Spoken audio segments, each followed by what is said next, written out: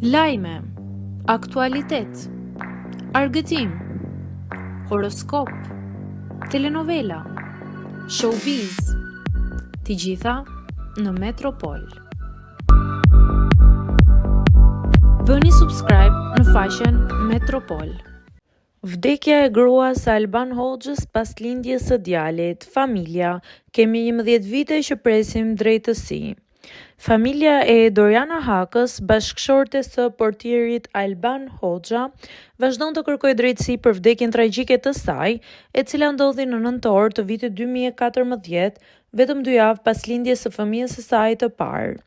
Në një seancë gjyqësore të fundit me dhimbje dhe lot në sy, Hamide Haka, nëna e Dorianës, shprehu indinjatën e saj për zvarritjen e procesit gjyqësor, i cili ka zgjatur tashmë më shumë se një dekadë. Ajo kërkoi një drejtësi të vonuar, por të merituar, duke theksuar se fëmia i Dorianës, i cili po rritet pa nënën e tij, meriton drejtësi. Kemi 11 vite rresh që presim drejtësi. Pati një ballafaqim mes ekspertëve dhe pyetje-përgjigje. Zjati gjatë dhe u revoltova dhe fola në seancë të gjyqit. Shpresoj që gjyqtarët të marrin parasysh. Më djeg shpirti, më dhem zemra. Shpresoj tek një drejtësi e vonuar, por jo e harruar. Dori im do drejtësi. Një fëmijë që rritet pa nënë do drejtësi. Ju lutem gjyqtar, më shikoni. Kam të drejtë, prandaj kam kërkuar të merrem me gjykatat. Dua drejtësi pafund. U shpreha Hamide Haka.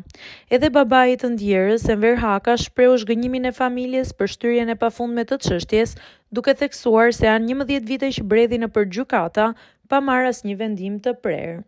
Ai theksoi se nuk do të ndalen derisa të marrë drejtësinë që e meriton vajza e tij, duke u fokusuar te gjykata dhe vendimi që do të marrë trupa gjykuese. Kam 11 vite që roptohem nëpër gjykata, nuk di si ta shpjegoj. Presim nga gjykata e apelit të na jepet një drejtësi që nuk po na jepet, po na sorollatin, shty, po bëhet 3 vjet nëpër gjykata rregullisht për ditë. Avokati i familjes Bashkim Sulstarova shprehu besimin se gjykata do të analizojë provat dhe do të japë një vendim të drejtë dhe të bazuar në ligj. Familja Haka konsideron vdekjen e Doriana Hakës si pasojë e neglizhencës mjekësore dhe kërkon zbardhjen e plotë të rastit si dhe përgjegjësi për ata që janë të përfshirë.